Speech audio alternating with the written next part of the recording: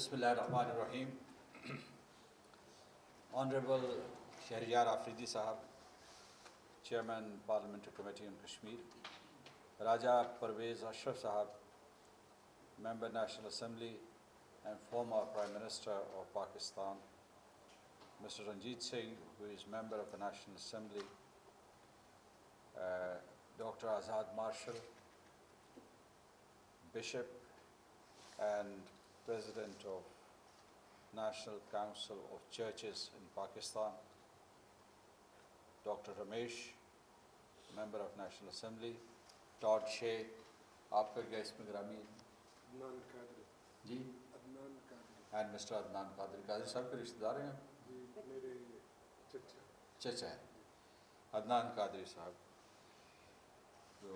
Assalamu alaikum.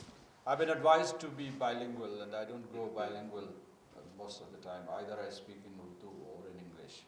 So I opt for English because there are some friends from other countries present here today. First, I want to thank Mr. Shehryar Afridi for spending his Eid with us, because he traveled all the way along with other members of the Kashmir Committee, and he spent Eid al-Adha with the people of Jammu and Kashmir. And that sent a very strong signal across the line of control to the brutalized people of Jammu and Kashmir. Second, on the 7th of this month, a multi-partisan delegation led by Mr. Shahbaz Sharif visited Azad Kashmir, and that included Raja Parvez Ashraf, the former Prime Minister, and there was Maulana Asad also from Jamiat Ulama Islam. They expressed solidarity with the people of Jammu and Kashmir, and we are beholden to you for bringing that cross-party delegation to Azad Kashmir. So, Farooq, thank you so much for organizing this event. You're very dynamic. You're active in the United Kingdom. You're active here. You are connecting Pakistan with the United Kingdom. You're connecting Pakistan, United Kingdom diaspora community with the Pakistanis back home. So, my compliments and tribute to you for organizing this event. Let me also pay tribute to Mr. Shehryar Afridi. You all know him. He's very articulate, very dynamic, forward-looking, resourceful. And what he's done since he assumed the presidentship or the chairmanship of the Kashmir Committee, he has injected a new energy in this committee. He believes in synergy. He thinks that we should not operate in silos. That yes, in our individual capacities or probably as individual institutions, we're doing quite a lot, but we are not demonstrating synergy. So he is the catalyst. He is the super connector amongst different institutions.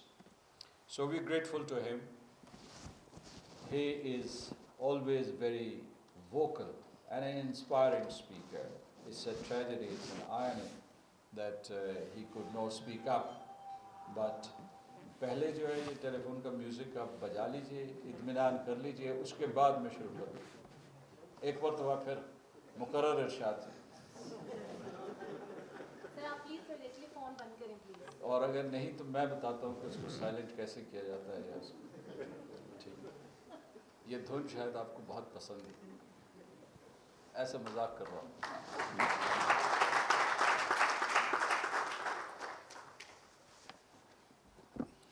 So I was saying that it's an irony that he has not been able to speak today, but because of his indisposition. But I can assure you that probably he's one of the best speakers in Pakistan and best communicators. So we will continue to benefit from his articulation and his effective communication to the Pakistanis and to the rest of the world.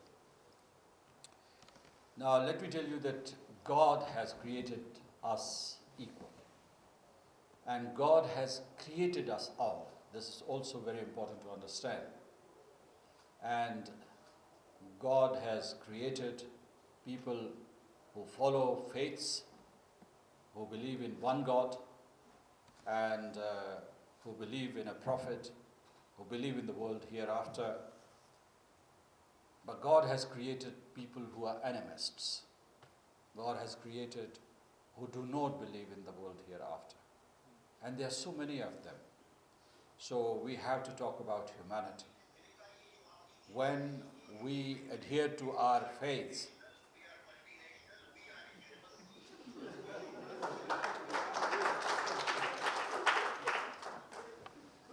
ये surprises जो है मेरी तकरीर के लिए बचा के रखे हुए हैं.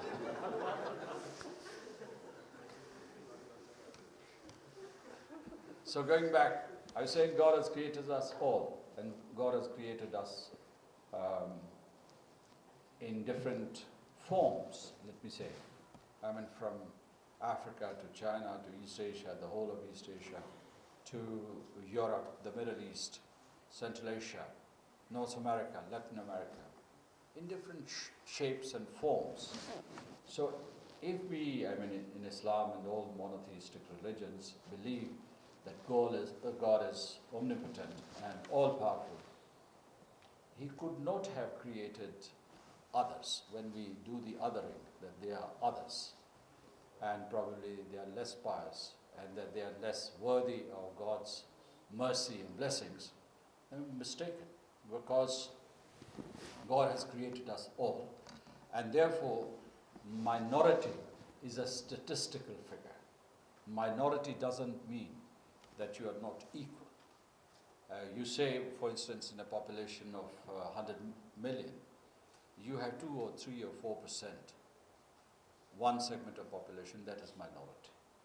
That doesn't mean that they are not citizens and they are not equal citizens. This has to be understood. Second is, thank God, Pakistan's constitution is equalitarian. It doesn't countenance any distinction. Of course, within the framework of the constitution of the state, all constitutional rights, human rights and fundamental freedoms have been guaranteed to the people of Pakistan. And we are proud of that constitution. We are proud of that diversity and pluralism that has been reflected and sanctified in the constitution of Pakistan. But as Dr. Ramesh was saying, that writing is not enough.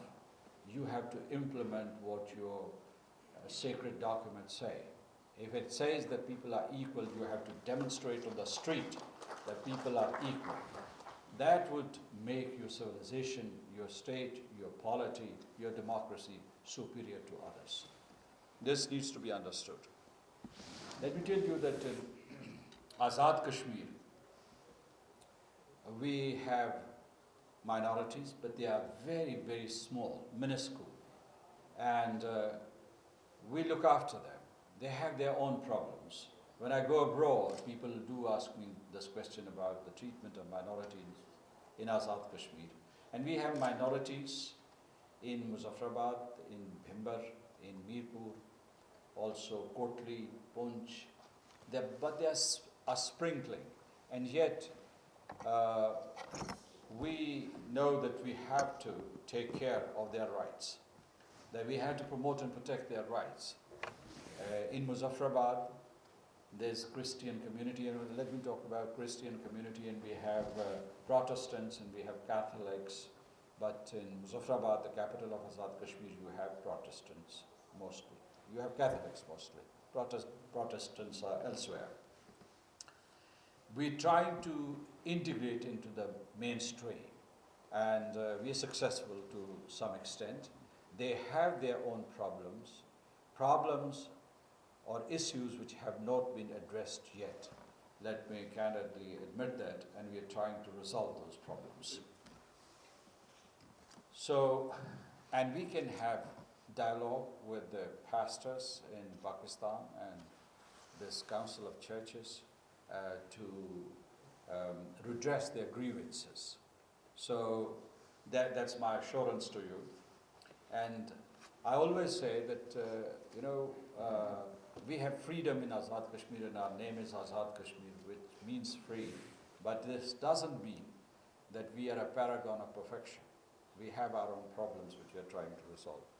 Let me turn to India. India, when we say India, Hindustan or Bharat, or when we say that India is brutalizing the people of Jammu and Kashmir, and we say that India is mistreating the minorities, we do not refer to 1.3 billion people of India. We refer currently to the Rashtriya Swayamsevak Sangh and Bharatiya Janata Party, this regime, because they propagate and practice fascism in a new form. They want to exclude all others, Muslims and Sikhs and Christians and Buddhists and others. They are religious minorities, but India was not created on the basis of religion. We were, in Pakistan, we were created on the basis of religion, not India. They said that this is a secular state, but still they think that anybody who belongs to the other religion is not your equal. And they think that the best way to deal with these people, these bunch of people, or this cluster of population is to eliminate them, or to displace them, or to disenfranchise them, or to exclude them, roughly. We object to that. We object to that clique, that fascist regime. And we know that in India, Muslims are discriminated, of course, everybody knows, discriminated against, as it was very clearly demonstrated by the introduction of the Citizenship Amendment Act and other things which were to follow, the National Population Register and the NRC and so on. But what I want to highlight here is that they also give the same sort of vicious treatment to Dalits. Dalits who are 250 million. They belong to the Hindu faith. So you can be part of a faith and you can have the numbers and still you can be a minority. And let's go to the United States, Todd Shea. You made a moving speech. So go to the United States and nobody asks whether African Americans are Protestants or Baptists or Catholics. They're discriminated because of their color. So it's not just the faith that decides whether you're a minority. There can be ethnic minorities, for instance, within the same faith. We have to understand that. Adnan Qadri Sahab made a very good statement, and in fact he captured the essence of Islam and Muslims' treatment or posture towards the minorities. Now let me move to the final part, and that is the treatment of Muslims in the Indian occupied Jammu and Kashmir. You know, for the past 1 year, the people of Jammu and Kashmir have been killed, maimed, tortured, forcibly disappeared, and killed in fake encounters. They've been incarcerated and put into concentration camps, and they are being tortured there. And what we see today, history has seen it last century in Nazi Germany and fascist Italy, and in the Balkans when Muslims were being exterminated. And their only sin was that they were Muslims. For instance, I'm talking about the Balkans. And the only sin of Jews in the Second World War in Germany was that they were Jews. So similarly, in Kashmir, it has become a sin to be a Muslim. You're Muslim, you're majority. You have to be reduced to a minority, because if you have not, the Indian regimes have not been able to win hearts and minds of the people of Jammu and Kashmir for the past 73 years. Now the only option, the only solution, the so-called final solution, as Mr. Narendra Modi and Amit Shah used, the final solution, Hitler's final solution, is that change demography. bring as many people of other faiths, particularly of Hindu faith, and populate them in the occupied territory, and change the demography and change the ground reality, and then you will have Hindu Rashtra. You will have a Hindu state there. You do not need to deal with Muslims because they do not become part of the national narrative or the national persona as conceived by these extremists. From this platform today, let me give a message to all the minorities in the Indian occupied Jammu and Kashmir. The Dogras, the Pandits, the Sikhs, Hindus with all sorts of affiliations, the Buddhists, that they are an integral part of the fabric of Jammu and Kashmir. That they are, as Qaid-e-Azam Muhammad al-Jinnah said about Pakistan, that they would be equal citizens of the state of Jammu and Kashmir, and that they would be not othered as it has been done in many cases in India. I think that from this platform, I would also demand that the world community should pay attention to this massacre, genocide, and war crimes going on in the occupied territory. Because if the demographic composition of the territory continues to change at this rapid speed, there would be no Kashmir to defend in 2 to 3 years. And the international community, and what do we mean by the international community? We mean the United Nations Security Council, Human Rights Council, the United Nations General Assembly, other multilateral institutions, and powerful nations of the earth which influence decision making, that they do not act now, then they would be equally responsible for another genocide, another massacre, another extermination of people, and then they would be as guilty as the perpetrators of these crimes against humanity. You know, because this is the time for accountability. This is the time for not just asking questions and castigating the Indian rulers.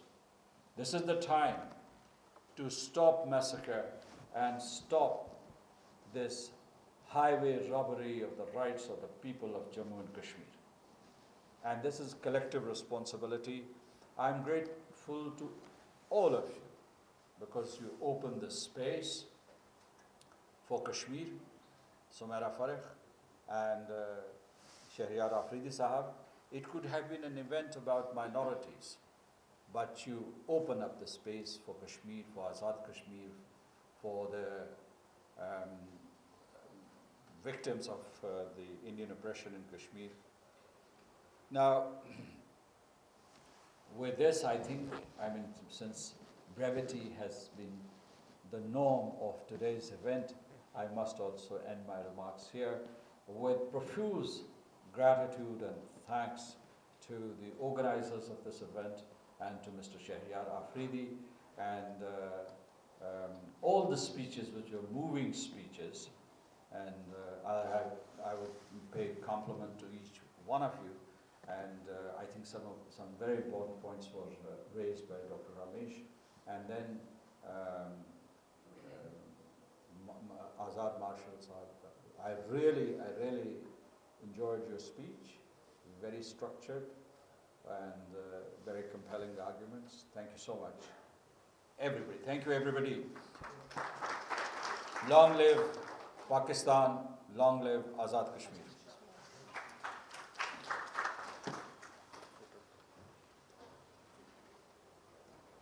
अल्हम्दुलिल्लाह हमारे दिए गए time से कुछ time पहले ही हमने programme जो है वो एंटर किया, और आखिर में मैं तमाम जो मेहमान हैं एम्बेसडर्स के जो रिप्रेजेंटेटिव